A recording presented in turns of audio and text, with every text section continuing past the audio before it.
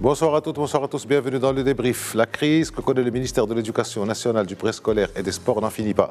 De rebondissements en mouvement de grève, de méfiance en problème de gouvernance, et j'en passe. Et pourtant, tout allait bien en ce début d'année quand syndicats d'enseignants et gouvernement étaient parvenus à un accord, qualifié alors d'historique et portant sur tout un ensemble de sujets comme la situation professionnelle, les méthodes d'évaluation, les systèmes de motivation, l'unification du parcours professionnel ou encore l'abandon des 12 statuts des AREF. Mais l'euphorie ambiante était déjà en janvier soumise à condition par les enseignants contractuels qui ne voyaient pas dans ou ex-enseignants contractuels qui ne voyaient pas dans cet accord une satisfaction de leurs demandes. Et voilà qu'il y a quelques semaines, tout a basculé. En cause, entre autres, le statut unifié, les indemnités et autres avantages matériels. Et surtout, un manque de confiance qui s'installe et qui grossit. Nous en parlerons avec nos invités. En seconde partie, nous irons à Gaza où un accord a été conclu entre Hamas et Israël pour quelques jours portant sur un échange de prisonniers et sur l'acheminement de vivres et de médicaments. Où en est le conflit? Où en est la fameuse communauté internationale? On peut mettre communauté internationale face à des violences de plus en plus insoutenables sur des populations civiles désarmées, désabusées, désemparées. Avec nous ce soir pour parler de ces deux sujets, Majdoulin Touabi, bonjour. Bonjour. Vous êtes directeur du journal L'Opinion. Merci d'avoir accepté notre invitation. Mohamed Zainabi, bonjour. Ou bonsoir. Rédacteur en chef du magazine de l'hebdomadaire L'Observateur. Merci aussi à vous d'avoir accepté notre invitation. Mustafa Sahimi, bonsoir. Bonsoir. Vous êtes professeur de droit et vous êtes politologue. Merci à vous trois. Donc l'enseignement et Gaza, on commence par l'enseignement. Alors on patauge. On a l'impression que qu'on patauge des débats et la loi 51-17, des débats au sein du Conseil supérieur de l'éducation, de la formation et de la recherche, des débats au sein de la Commission pour le modèle développement et une vision de l'éducation assez précise dans le nouveau modèle développement, des débats et encore des débats et toujours des débats depuis la nomination de Chakib Ben Moussa. Puis le même Chakib Ben Moussa, après la crise d'il y a quelques jours, a été dilué dans une sorte de commission ministérielle présidée par le chef du gouvernement. Et le manque de confiance est toujours là. Résultat, ce sont 7 millions d'élèves qui risquent de perdre une année scolaire. Alors, Mustafa Sahimi, question groupée pour vous trois. Je commence par vous, Mustafa Sahimi. Plusieurs interlocuteurs et autant de partis. Il y a le ministère et les syndicats, il y a les parents d'élèves, il y a les enseignants. 2 ans de négociation, un début de solution. Et puis, ça replonge. Alors, pourquoi en est-on là, à votre avis? Est-ce que c'est un manque de coordination, d'audace, d'esprit de sacrifice, de confiance, manque de soutien gouvernemental? À quoi c'est dû tout ça, sans que vous me disiez à cause d'un peu de tout? Il y a d'abord un paradoxe, me semble-t-il, c'est que d'un côté, il y a eu beaucoup de concertations pendant 2 ans, vous l'avez relevé, et aujourd'hui, il y a une situation de blocage. Alors, le paradoxe, tient un certain nombre de facteurs sur lesquels on va sûrement revenir. Mais la concertation a été large, il faut le dire, faite par le ministre de l'Éducation nationale, Chakib Ben Moussa. C'est quelque chose d'important, vous savez, c'est une concertation et des consultations qui ont intéressé 21 000 enseignants, 33 000 élèves, 20 000 familles, donc un large spectre de concertation. Ce n'était pas limité simplement aux syndicats représentatifs, c'était ouvert aux élèves et aux familles. Ça a donné lieu, avec des allers-retours, des blocages, etc., ça a donné lieu quand même à un accord, qui est l'accord du 14 janvier 2023, qui est un accord donc sur le statut unifié du personnel donc, de l'éducation nationale. En particulier, ça porte sur quoi, pour ouvrir le débat? Ça porte sur la situation du personnel éducatif et administratif qui a été recruté par les 12 académies régionales. C'est un processus qui a été engagé depuis 2016, vous le savez. Alors, ils ont été engagés sur quelle base? Sur une base contractuelle. Ça veut dire quoi? Ça veut dire un contrat annuel qui est renouvelable ou pas. C'est ça le fait. CDD, quoi, comme on appelle ça. Voilà, c'est un CDD, vous avez bien fait de le relever, ça, ce n'est pas un CDI. Et donc, ils ont accepté cette situation-là, c'était le contexte, certains d'entre eux étaient des diplômés chômeurs, donc c'était là une opportunité pour eux, pour avoir au moins cette insertion dans le système éducatif régional, donc les 12 académies. Et puis, pourquoi on a recouru à cette technique de la contractualisation? Parce qu'il y avait un grand besoin de personnel et dans le secteur de l'éducation.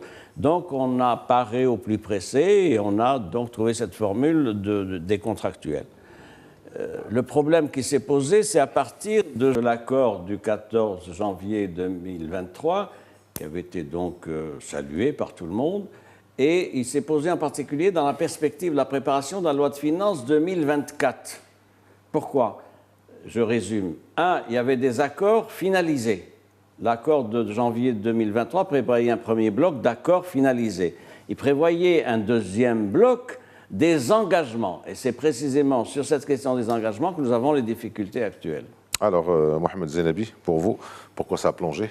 Alors, ça a plongé parce que, d'abord, sur la méthode, il y a eu certainement des concertations salutaires. Mais le problème se pose avec qui? Est-ce que la question se pose aujourd'hui, est-ce que les syndicats sont réellement représentatifs du corps enseignant? Vaste question. Mais on ne va pas la poser parce que ça risque de nous entraîner vers un autre débat. Le débat de fond aujourd'hui, c'est qu'il y a des revendications élémentaires des enseignants qui les ont vus noyés dans une solution de dépannage pour justement régler cette question de contractuel. Alors, les enseignants ont senti que la préoccupation majeure du gouvernement n'était pas de répondre à leurs revendications. La première est la situation aujourd'hui dramatique de l'enseignement, il faut le dire, de l'enseignant. L'enseignant aujourd'hui qui était le symbole de l'élégance jusque dans les années 80, etc. Il faut le regarder aujourd'hui. Il se compare à un opérateur, sans vouloir dénigrer les opérateurs dans des services comme les centres d'appel, etc. Parfois, l'instituteur, le professeur d'école n'a pas le même salaire. Ils se sont déclassés. Voilà, déclassés et puis dévalorisés et surtout méprisés quand un ministre, Wahbi, pour ne pas le nommer, vient leur dire que nous sommes en position de force et tout ça, on peut le jeter à la poubelle et presque faites ce que vous voulez. Ce n'est pas normal qu'un ministre crispe un peu plus les choses. Dise de telles bêtises, il faut le dire. Et ça a jeté de l'huile sur le feu et ça a fédéré les enseignants qui n'ont plus avoir un mouvement aussi massif qu'après ces déclarations et qu'après la sortie de ce statut. Alors ce statut, il y a des syndicats signataires de ce statut qui s'étaient étonnés de voir des dispositions incluses qu'ils disent, en tout cas qu'ils affirment, n'avoir pas vu lors de la signature. On leur a dit, mais ça en off, il n'y a pas eu de communication explicative du problème. On leur a dit, c'est le budget qui a, ou alors c'est le secrétaire général du gouvernement, etc. C'est irresponsable. On va vers le secrétaire général du gouvernement avec un statut sur lequel tout le monde est d'accord. Donc, il y a eu un travail de fond qui a été fait sur la concertation, mais sur le plan pratique, il y a eu quand même des couacs. Alors, interrogé sur la question par nos confrères de Média 24, le ministre de l'Éducation nationale a dit que, en fait, c'était une traduction en langage juridique de ce qui avait été conclu d'un commun accord entre le ministère, entre les différentes parties. Donc, c'est là où ça a coincé. Mais on peut traduire sans véritablement trahir. C'est le grand débat. Alors pour Mustafa Shimi, c'est le problème de la contractualisation des enseignants.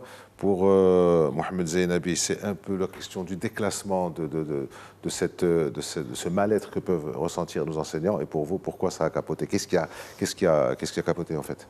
Alors, c'est une crise multiforme qui ne date pas d'aujourd'hui, entraîne un amas de frustration et de déception sur des décennies, pas sur des années. Ce qu'il faut dire, je rebondis sur ce que vient de dire mon confrère Zeinabi, c'est qu'effectivement c'est un corps professionnel meurtri, pour ne pas dire écorché vif, qui s'est senti dévalué socialement et matériellement. Là, pour expliquer l'insistance de voir leur statut évoluer vers quelque chose de meilleur. Maintenant, il faut aussi plaider de l'autre côté et dire que jamais on n'a ressenti une telle envie, une telle volonté pour régler ce dossier, pour aboutir à quelque chose. Le statut unifié, ministère, vous voulez dire du côté du ministère? Oui, du côté de l'exécutif. Le statut unifié qui a été... le gouvernement il soutient que le statut unifié a été co-construit avec les représentations syndicales qui sont les plus à même pour juger de l'efficience des dispositions qui ont été convenues. Et de l'autre côté, on soutient qu'il y a des choses qui ont été modifiées et ils se sont sentis trahis par l'adoption au niveau du Conseil de gouvernement en septembre de ce statut unifié.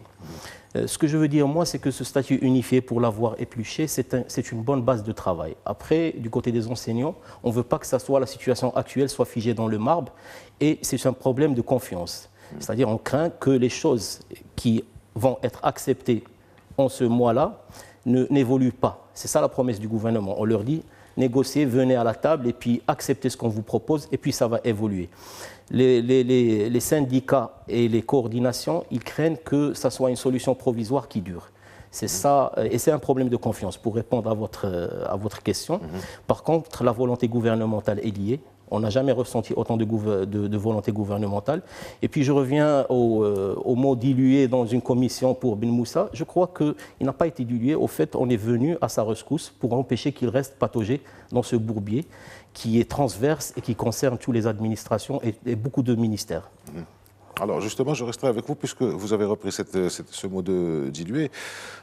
D'un côté, si je résume, je synthétise ce que vous avez dit, c'est que d'un côté, il y a des enseignants qui ont un mal-être, qui sont ex-contractuels, qui sont en droit et en juste position de considérer que la confiance ne peut pas être là. De l'autre côté, vous avez un gouvernement et un ministère qui ont fait le travail d'écoute, sachant que Chakib Ben Moussa était l'ancien président de la commission sur le modèle de développement, qu'il a écouté, qu'il est habitué à écouter, à synthétiser, à faire les choses, mais que finalement, ça n'a pas abouti. Alors, je reste avec vous encore une fois, et juste après, c'est Mustafa Sahimi que je vois lever le doigt, avec beaucoup de discipline. Est-ce que c'est une crise sectorielle ou alors une crise politique? Parce que cette commission, quand Chakib Ben Moussa a essayé en début de semaine dernière de revenir vers les syndicats, ils ont refusé. En début de semaine prochaine, donc le 27 lundi, il y aura une réunion avec le chef du gouvernement et les syndicats. Les syndicats, le disait bien Mohamed Zeinabi, ne sont pas... J'ai parlé avec un membre du syndicat national de l'enseignement de la CDT. Ouais. Ils seront présents pour la réunion du dialogue. Là, mais les syndicats ne sont pas... Mais chose importante, les enseignants resteront dans la rue. C'est important. Parce que les enseignants se réclament de leur coordination et que la coordination n'est pas invitée parce qu'elle n'est pas institutionnelle par le chef du gouvernement, je pense du moins, et que les syndicats ne semblent pas avoir la main. Alors si ne semblent plus avoir la main, donc pour vous, on ne peut pas faire l'économie des syndicats. Les syndicats, il y a 4 représentations syndicales qui sont représentatives. Il s'agit d'un corps qui est bien encadré et depuis longtemps par les syndicats. Les syndicats ont une vision globale, comme je l'ai dit, et panoramique, que n'ont pas les coordinations locales. On arrive même à des revendications qui varient de façon géolocalisée, c'est-à-dire et même égocentrée. Si vous voyez les feuilles de revendication, il y a une foultitude de demandes et de revendications. Certaines sont bien sûr légitimes et très réalisables, et d'autres elles sont complètement irréalistes, pour ne pas dire fantaisistes. Alors les syndicats, évidemment, ils gardent la main dans ces structures parce que l'État, il continuera à traiter avec les syndicats qui ont commencé à travailler avec lui sur le statut unifié. Après, si les coordinations peuvent être... On ne sait pas, pour moi, l'image qui me vient en tête, c'est une armée. C'est une armée sans généraux, sans leader, ces coordinations. Et c'est une armée qui a le droit d'user du droit de grève. Et la situation en parallèle, il y a une situation catastrophique. On parle de 8 millions d'heures perdues d'enseignement. Il n'y a pas que les enfants qui sont pénalisés, mais il y a aussi les parents, parce que ça entraîne des déperditions en termes de travail. Et tout ça, c'est une situation qui est éminemment politique. Pas que sectoriel, parce que quand on a un impact aussi fort, c'est pas seulement politique, c'est économique aussi. Et tout ça impose la nécessité que ça soit traité à une échelle gouvernementale plus large qu'un ministère. D'ailleurs, l'implication du ministère de l'Emploi en est symptomatique, mais il y a d'autres ministères qui sont appelés à mettre la main dans ce dossier-là. D'accord. Et pour vous, Moustapha Sahimi, vous faites la remarque que vous vouliez faire, mais vous répondez à cette question, crise sectorielle ou crise politique. On reviendra sur la question des journées de grève prélevées sur les salaires, etc. On reviendra aussi sur ça tout à l'heure. D'abord, ceci, la relation entre les syndicats représentatifs, qui sont donc membres dans le dialogue social, et les coordinations. C'est quand même l'expression d'un mouvement social. Les syndicats qui sont reçus par le ministre de l'Éducation nationale et qui ont été reçus par le chef du gouvernement, qui vont être reçus lundi, vous le savez, ce sont des institutions sociales qui ont un statut institutionnel. C'est un statut institutionnel. Le dialogue social, c'est avec les syndicats représentatifs, on le sait depuis longtemps. Mais les coordinations, ce n'est pas évacué. Il y a 22 coordinations. Exactement. 22 coordinations dites sectorielles. Et elles représentent qui? Elles représentent les différentes catégories de personnel qui sont dans le système éducatif. Parce qu'il n'y a pas que les enseignants. Il y a le personnel administratif, il y a les conseillers pédagogiques, il y a d'autres catégories, etc. Et donc, c'est un deuxième niveau qu'il faut appréhender dans l'anatomie de ce monde éducatif. Premier niveau, ces syndicats représentatifs qui ont statut, qui sont reçus. Et deuxième niveau, il y a un monde extrêmement important de ces coordinations. Ces coordinations ont cette particularité d'être mobilisatrices du fait qu'elles ont un maillage, une implantation nationale et sectorielle. Et c'est pour ça que c'est important qu'on note un décalage entre ce qui est accepté par les syndicats représentatifs qui se présentent avec un mandat et les coordinations qui, elles, n'ont pas de mandat de représentation, mais qui sont le cadre d'expression de l'amertume, des rancœurs et des revendications. Pour vous, il devrait être reçu, la coordination devrait être reçue par le chef du gouvernement. Je n'ai pas de proposition à faire, mais on ne peut pas, c'est pour résumer ce que je voudrais dire, on ne peut pas mettre de côté l'expression formulée par les coordinations. C'est extrêmement important parce que c'est ça qui...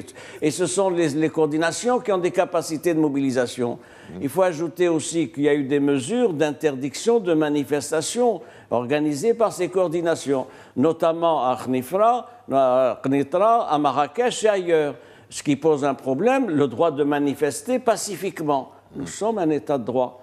Avec la Constitution de 2011, le droit de manifester pacifiquement est un droit constitutionnel consacré. Donc ce que vous nous dites, c'est que finalement, puisque leurs revendications seront mises de côté et qu'elles appellent à des manifestations et qu'elles sont quand même numériquement importantes, quelque part, elles devraient être écoutées. C'est ça. Non, mais je pense que... Je n'ai pas fini. Je n'ai pas fini, si vous le permettez. Un deuxième point. Rapidement, oui, s'il vous plaît.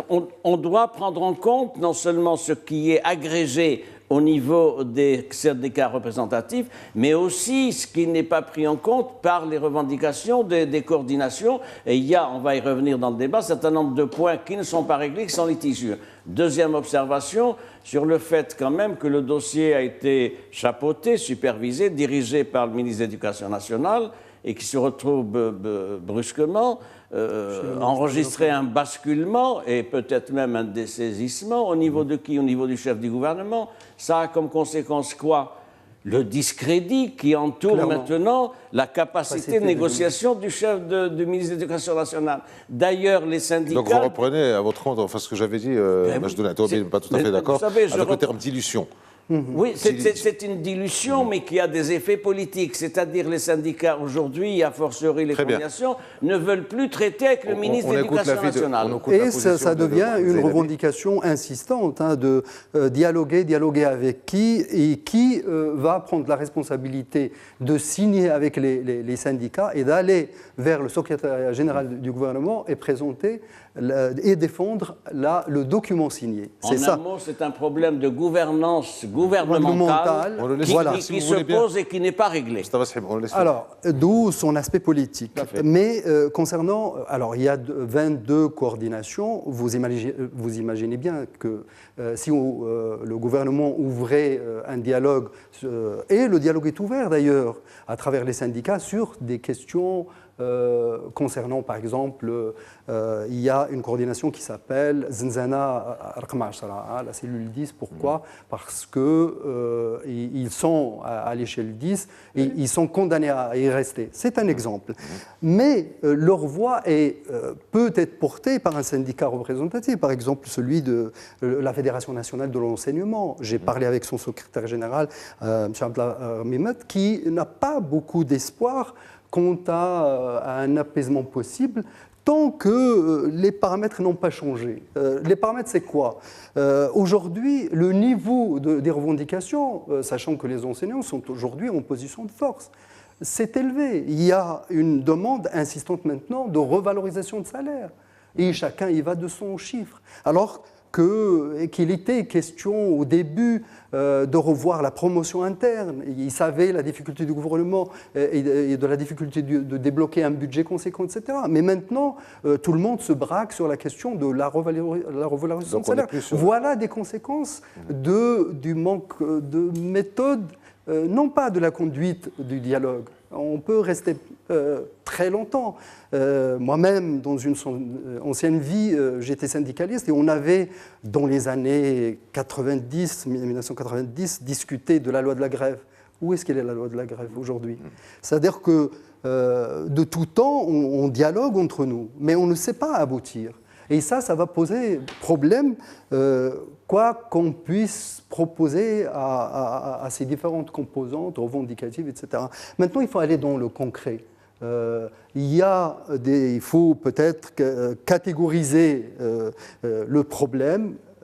Il y a des problèmes concernant l'argent. Il y a des problèmes concernant la considération. Et la considération, c'est ce que demandent en premier les enseignants. Ne serait-ce qu'en méthode de dialogue. Aujourd'hui, dessaisir un ministre ne résoudra pas le problème.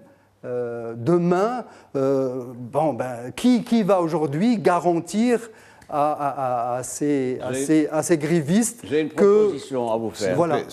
Allez-y, allez leur faire. S'il vous plaît, on va entendre Mohamed Zainabi sur ça. C'est très intéressant. Je voulais vous poser une question sur ce qu'il reproche au statut unifié que vous avez parcouru, que vous connaissez.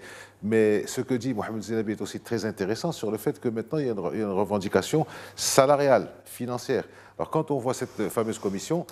Revendication salariale, c'est les salaires, c'est l'argent, c'est Fawzi El Khaja, ministre du budget.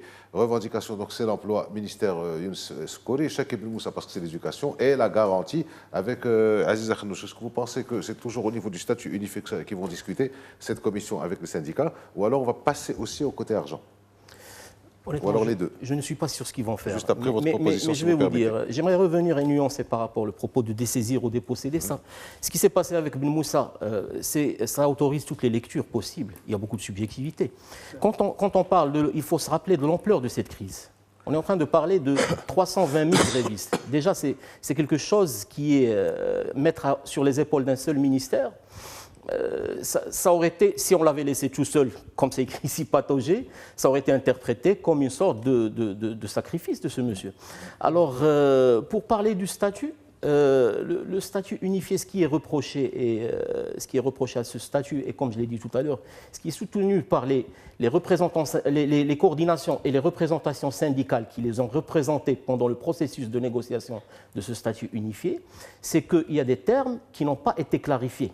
Il y a beaucoup d'ambiguïté. Ressources humaines, fonctionnelles. Voilà, les systèmes d'évaluation, les ressources.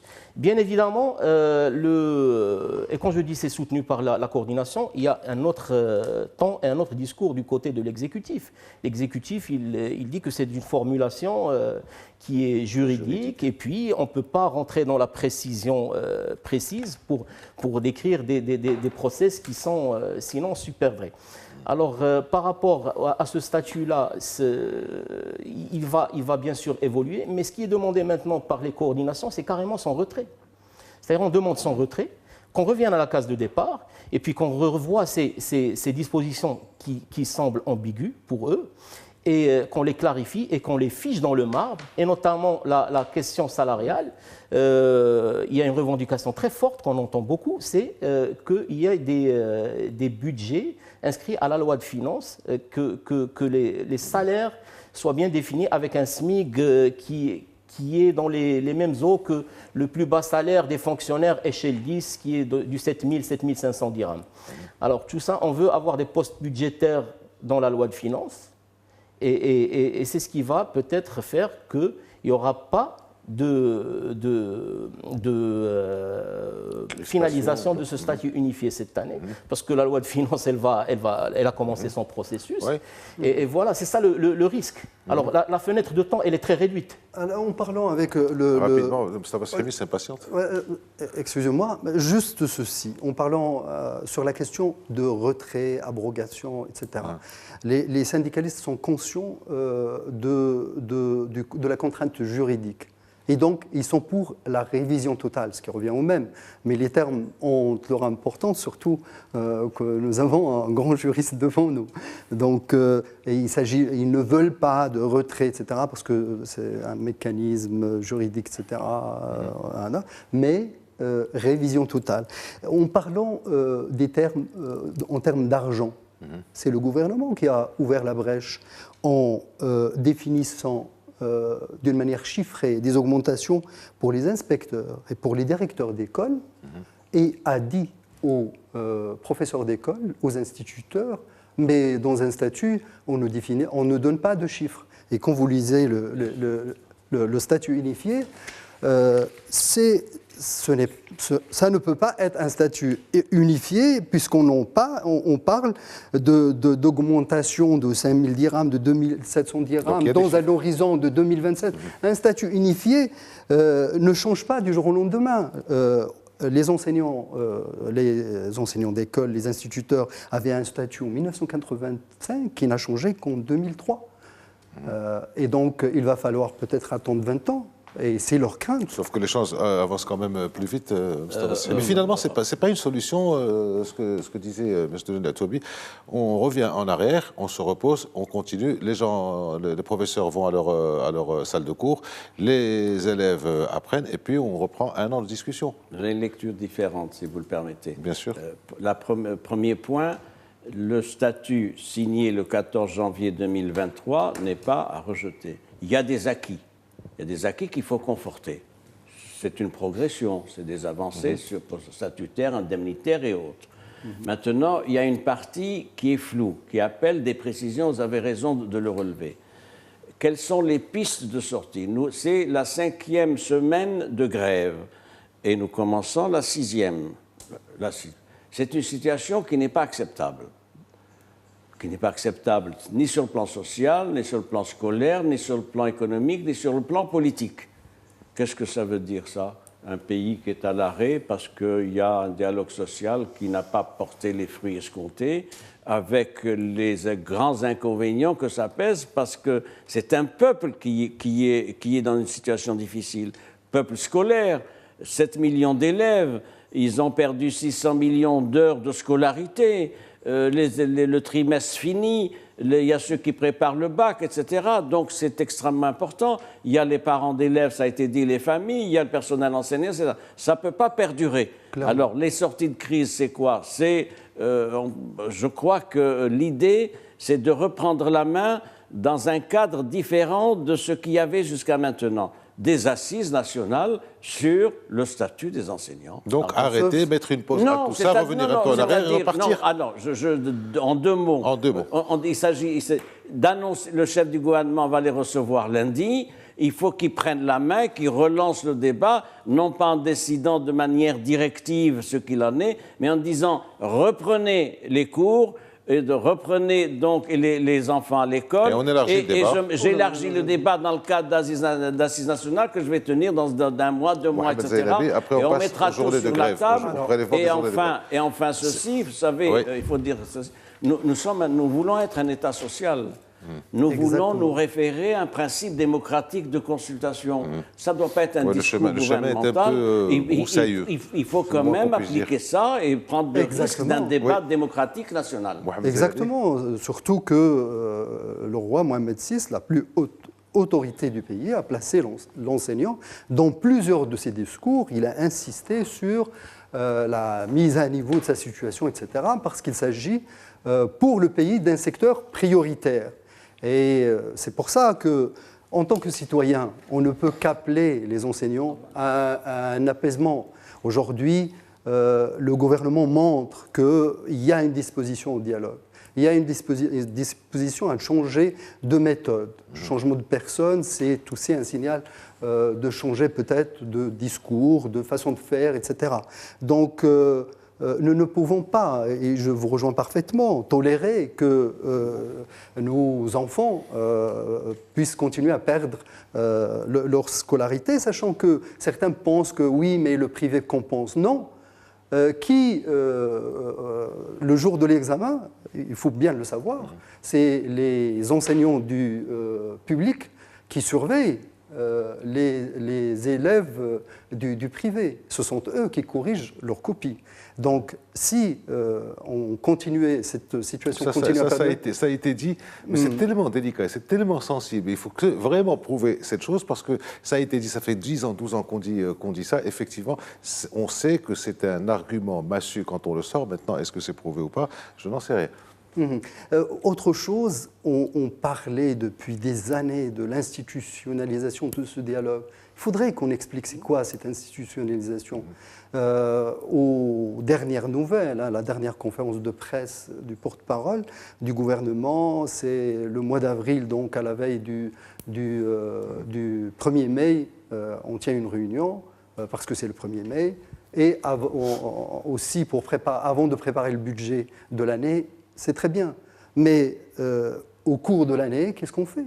Il faut aller vers des dialogues peut-être régionaux, locaux, etc. Réguliers. Locaux, dont l'école doit être un espace vivant de réflexion sur l'avenir de ce pays, de ce qu'on veut enseigner. Et là, j'ouvre une autre parenthèse. On a parlé de l'enseignant, de sa situation. Qu'en est-il de sa formation continue? Et qu'en est-il de la qualité de notre enseignement? Pourquoi, dans ce pays, on n'a pas encore un prix Nobel, mon Dieu? Très bien. Alors, je voulais revenir avec vous, Majdoulène Atouabi, sur la question des retenues des jours de grève sur les salaires. Alors, c'est un problème dans le problème.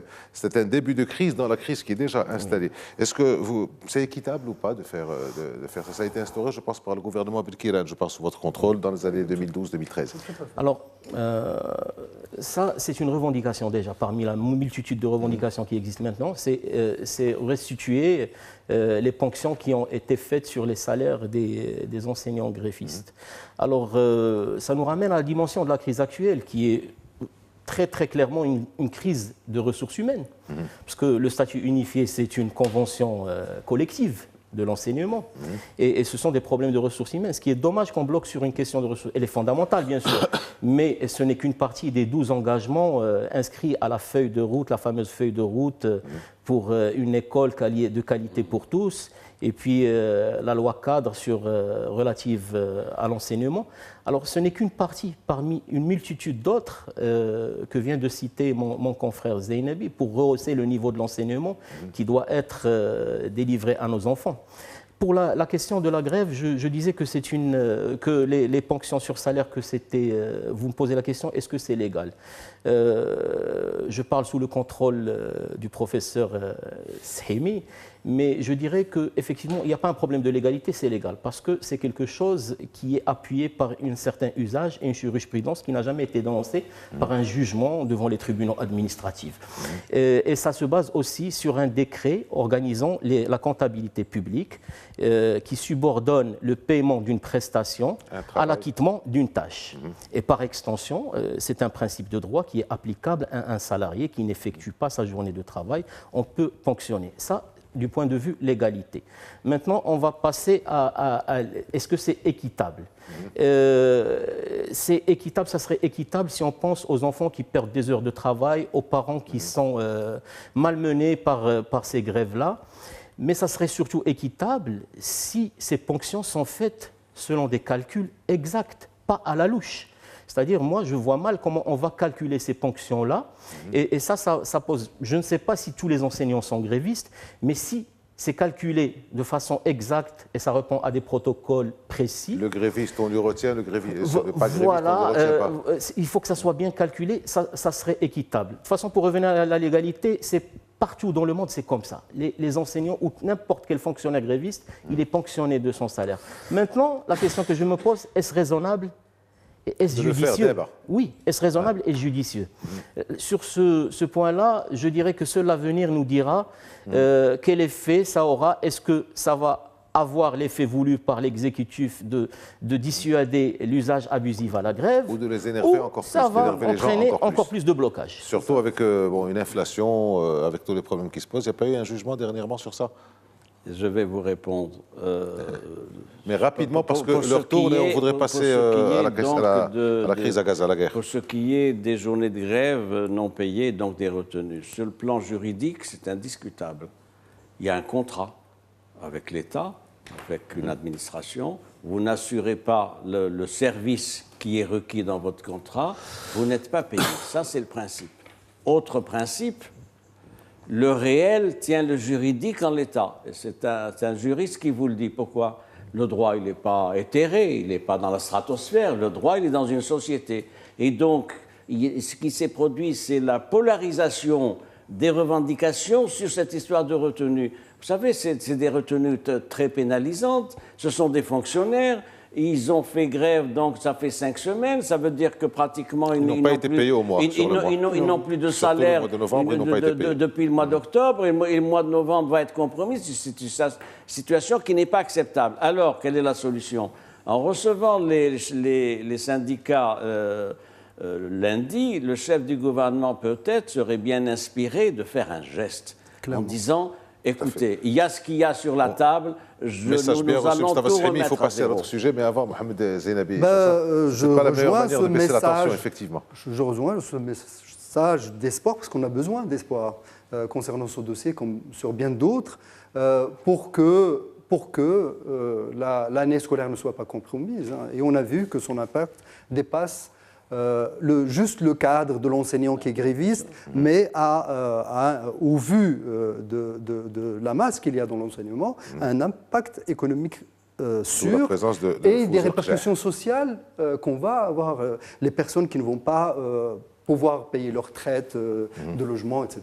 Donc c'est compliqué. Autant d'aller vers une solution, mais une solution raisonnable, raisonnée et bien ficelée et gravée dans le marbre surtout. Mohamed, tout geste de bonne volonté. Dernière prise de parole, après on passe à Gaza. Absolument, tout geste de bonne volonté, d'où qu'ils viennent, et je pense à l'exécutif, mais bien sûr aussi aux coordinations, aux syndicats. C'est quelque chose qui serait salutaire de faire de multiplier ce genre de gestes de bonne volonté pour dépasser cette crise qui est beaucoup une crise de confiance. Donc on espère que lundi, il y aura peut-être une pause dans cette tension, peut-être un geste, comme vous le dites tous les trois, pour les enseignants, parce qu'effectivement, ça fait 5 semaines, donc ça fait un mois de non-paiement en cette période de fin d'année. Et en cette période, c'est un peu compliqué. Merci à vous, messieurs, d'avoir répondu à ces questions sur l'enseignement. On va passer à la guerre à Gaza, 8e semaine de conflit, de bombardement, de massacre, de rejet des responsabilités des uns sur les autres, et inversement, de 20 tentatives d'instaurer des pauses humanitaire. Il y a déjà 15 000 morts parmi les populations civiles, mais peut-être une lueur d'espoir sur un arrêt de ces assauts meurtriers. Question encore une fois pour vous, quelles sont les perspectives? Je commence par vous, Mustafa Srimi, les perspectives qui sont ouvertes par cet accord sur la pause humanitaire qui a commencé il y a quelques jours, avec échange de prisonniers, avec acheminement de provisions. Est-ce que de provisions, de vivres, de carburant, de médicaments, est-ce que ce ne serait pas un prélude peut-être à une accalmie générale et un cessez-le-feu? Nous étions jusqu'à maintenant dans un schéma ternaire. 3 points. Il y avait ceux qui parlaient d'une pause, il y avait ceux qui parlaient donc d'une trêve et ceux qui parlaient d'un cessez-le-feu. Voilà les différentes approches de ce qui se passe à Gaza. La pause n'implique aucun paramètre politique. C'est une pause technique. On arrête, on coupe les moteurs, on en fait ça. Bon. Alors, tout le monde s'est replié ensuite sur la trêve. La trêve implique un autre schéma. c'est-à-dire c'est des partis qui décident d'observer cette trêve avec un soubassement évidemment en pointillé des possibilités d'accord. Et puis il y a le cessez-le-feu. Le cessez-le-feu a été récusé par les uns et les autres, vous le savez, en tout cas par les autorités israéliennes, était récusé. En revanche, la communauté internationale dans sa grande majorité, je pense aux États-Unis en particulier sur ce plan-là, je pense aussi à des pays européens, l'Allemagne aussi, c'est aussi la position du Maroc. Les appels du souverain sont extrêmement importants à ce sujet, c'est-à-dire qu'il ne peut pas continuer les massacres des populations civiles, notamment à Gaza, etc. Et d'ailleurs, il y a une gradation dans les messages du souverain, une gradation dans le sens de la fermeté. Si vous prenez le premier communiqué du souverain du 8 octobre, le lendemain de ce qui s'était passé le 7, c'était l'arrêt des massacres et des violences dans toutes les zones. Il y a une gradation, une grande fermeté, et il y a le discours du souverain du 6 novembre, l'occasion de la marche verte, qui a été encore plus ferme sur ça, en réitérant son appui, dit le souverain, à mon frère, le président Mahmoud Abbas, président de l'autorité palestinienne. Donc il y a là une évolution intéressante dans la position marocaine. Maintenant, ce qu'il en est pour votre question, qu'est-ce que ça va donner? Alors il y a cette pause de 4 jours, avec une libération donc de 50 otages israéliens, plus 150 d'un autre côté en contrepartie, 150 prisonniers palestiniens, une formule qui peut revenir, qui peut être répliquée suivant les conditions de respect de ces 4 jours. Je vous coupe juste, attention à la nomenclature, parce que les otages pour les uns sont des prisonniers pour les autres, et inversement, la guerre, les mots sont très importants. Les Palestiniens disent que ce sont des otages qui sont à eux, et que ceux qui ont été pris le 7 octobre sont des prisonniers. Il faut faire attention à cette question de vocabulaire. Je suis de cet avis pour ces précisions terminologiques qui sont importantes. Donc le problème maintenant, comment, à partir de cette nouvelle situation créée donc par les uns et les autres, donc l'échange de prisonniers contre otages, etc., comment ça peut enclencher ou pas un processus politique? Alors, on va arrêter là parce qu'il y a une question sur le processus politique. Mohamed Zeinabi, ensuite Majdoulin Atwabi. Alors, sur cette question, ce arrêt momentané des bombardements et donc de la mort de nombreux civils, bien sûr qu'on ne peut que l'accueillir favorablement. Maintenant, la suite, parce qu'on parle d'arrêt momentané, guerre plus. Et notre espoir, en tant qu'humain, c'est que les massacres s'arrêtent. Il faut que ça et cesse. que des bases pour une paix durable enfin soient assises. Et que cette question de la solution que prend le Maroc depuis toujours, la solution à 2 États, devienne enfin une réalité. Quand on voit, mais bien sûr, quand on voit des massacres comme ça d'enfants, de femmes, de vieillards, bien sûr que ça pèse sur les nerfs des Marocains, sur les nerfs de tout un être humain qui est sensible au malheur des autres. Et notre espoir, véritablement, c'est que la paix revienne enfin. Parce que la non-paix n'est pas à l'avantage des Palestiniens, parce qu'ils n'ont pas d'armes pour se battre, et ils n'ont pas à côté d'eux la communauté internationale qui a montré de quel côté ils se positionnent, etc. Voilà. En fait, les images ne pèsent pas uniquement sur les Marocains, et nous allons en parler, ça va être la deuxième question, mais sur le monde entier. Majdoulin Atwabi, votre avis sur la question, est-ce que ça pourrait, cette trêve actuelle, cette pause actuelle, est-ce qu'elle pourrait déboucher vers peut-être une discussion, même par personne interposée, peut-être une solution positive dans ce conflit? C'est l'espoir, évidemment. Mais avant tout, moi, j'aimerais souligner que je trouve quelque part surréaliste la formulation du communiqué annonçant cette trêve. On va acheminer des aides, on va acheminer des soins, des médicaments. Qu'est-ce qu'on va faire? On va soigner des populations civiles et pour les canarder, les bombarder dans 3-4 jours. S'il n'y a pas arrêt total des hostilités, cette trêve, c'est une insulte pour la dignité humaine. Alors bien sûr que c'est bien d'avoir une trêve, mais cette trêve, c'est une fenêtre. Il faut que la communauté internationale pèse de tout son poids sur Israël, parce que Hamas, elle ne mène plus le jeu. Maintenant, c'est dans un seul sens. Et il faut qu'elle pèse sur Israël pour qu'il y ait arrêt total des hostilités, pour que les leçons de ce carnage, de ce massacre, soient tirées et utilisées pour qu'on arrive enfin à cette paix tant attendue et qui est voulue par tout le monde. Mais si on s'entête à s'entretuer, les conséquences ne peuvent être que dramatiques. Il n'y aura jamais de gagnant, il n'y aura jamais de perdant. Tout le monde est perdant. Alors c'est ce qui commence à se dire, et c'est justement, on va terminer par cette question pour sortir un peu du conflit en lui-même, mais analyser quelque chose qui est très intéressante. C'est la première fois d'une manière aussi significative, Mustafa Shahimi, même chose pour vous deux, qu'il y a un retournement de l'opinion publique occidentale. Nous voyons que des manifestations par dizaines, voire centaines de milliers de personnes un peu partout dans le monde, jusqu'au Japon, jusqu'au lointain Japon. Nous voyons qu'il y a une certaine hésitation des chancelleries occidentales qui semblent être surprises par ce retournement. Effectivement, le poids de l'image, les ravages de l'image ont fait leur effet. Est-ce qu'on pourrait considérer que c'est le signe d'un changement de paradigme dans ce conflit-là? Il y a eu deux phases, me semble-t-il. La première phase, c'est le 7 octobre et les jours suivants, quand il y a eu ce massacre, il faut bien le dire, donc, de 240 Israéliens et 1400 qui ont été tués donc, le long 1200. De la frontière. Ils sont revenus à 1200. Ça a été un choc mondial. Ensuite, il y a eu une évolution vers l'humanitaire frappant les populations palestiniennes. Et vous remarquerez dans la presse internationale, maintenant, la focalisation s'est faite sur les problèmes humanitaires.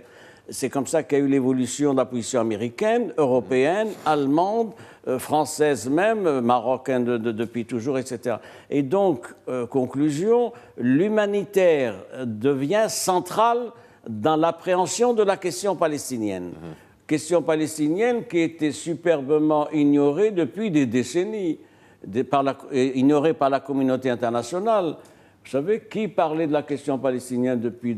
C'était un conflit tout à fait marginalisé. En plus, il y a eu la guerre d'Ukraine-Russie, et donc c'était vraiment le 15e point de préoccupation de la communauté internationale. Maintenant, le malheur et la tragédie du peuple palestinien sont tels que ça devient le problème numéro un de la communauté internationale dans la région, et peut-être même au-delà de la région. Et c'est à travers l'humanitaire que se repose ce que vous avez évoqué, la question des termes de solution de la question palestinienne. Je voudrais juste... Alors, deux mots, 10 secondes. Il reste 3 minutes. Juste quand vous parlez des opinions publiques, vous avez dit les Allemands, les Britanniques, les Français, les Américains et bien sûr le Maroc. Moi, je ne mettrai pas le Maroc parce que depuis le départ, que ce soit roi, gouvernement et peuple, on est là-dedans. C'est tellement acquis. Et sur cette question de solidarité avec les Palestiniens, il n'y a pas de débat. Bien sûr, au Maroc et... heureusement qu'il y a un peu partout à travers le monde des voix qui s'élèvent pour, soutenir les faibles, pour soutenir ce peuple massacré qu'on voit devant nous. Et il faudrait mesurer, nous vivons à une époque où des enfants ont vécu la crise Covid, ont vécu ces atrocités de la guerre, pas seulement maintenant en Palestine, mais aussi les images qui nous proviennent de l'Ukraine et de partout. Mais quelle période, mon Dieu! Et il va falloir, dans nos familles, partout, qu'on pense aussi à la psychologie de cette génération montante. Il faudrait que l'espoir revienne pour qu'on puisse vivre dans un monde peut-être futur plus apaisé. Parce que l'humanité a touché le fond après la Seconde Guerre mondiale, 56 millions de morts, il n'a pas encore retenu la leçon. Manifestement, non. Le mot de la fin pour vous, mais vous dites que les opinions publiques Les opinions publiques, je ne pense pas. Si vous pensez aux médias, ce n'est pas les opinions publiques. Forcément, on voit que les médias, les réactions des médias. Surtout pas les médias, parce que les médias, on va dire occidentaux, ils se sont fourvoyés dans un traitement. C'est quelque chose qui va leur coller à la peau pendant des années. C'est inscrit dans l'histoire. Cette déshumanisation des Palestiniens. Les opinions publiques, elles sont sensibles à ce que disent les médias. Mais il y a des médias parallèles. La situation est telle que Israël peut-être elle a gagné la guerre des bombardements et des armes, mais elle a perdu la communication. Et tout ce qui se passe sur les réseaux sociaux, les gens, on n'a jamais eu une agression israélienne contre les Palestiniens aussi documentée que celle d'aujourd'hui. Bien sûr, il y a eu l'épisode d'Al-Darra qui a été assassiné devant les caméras. Il y a eu le massacre de Cana au Liban aussi qui avait été documenté. Sabra Shatila aussi, elle avait été documentée. Mais cette fois, la masse des images et l'horreur que le monde a vue, pas que le monde arabe, le monde entier, il a vu. C'est de ça dont je parlais, M. Forcément. Je ne parle pas des médias, je parle des opinions publiques qui regardent. J'avais compris. Mais forcément, ça va infléchir. Et il y a maintenant un sentiment pro-palestinien très, très, très fort, même dans le monde occidental. On voit ce qui s'est passé en Grande-Bretagne, aux États-Unis, partout. Et ça devient même un enjeu politique pour les gouvernements en place dans ces pays occidentaux. Voilà. On espère qu'il y aura véritablement une lueur d'espoir à ça, de la même manière qu'on va attendre aussi le lundi pour la réunion du chef du gouvernement pour synthétiser un peu les deux sujets sur lesquels on a parlé. Merci d'avoir été avec nous. Merci Mohamed Zeinabi, merci Majdoul Atouabi, merci Mustafa Sahimi et à la semaine prochaine.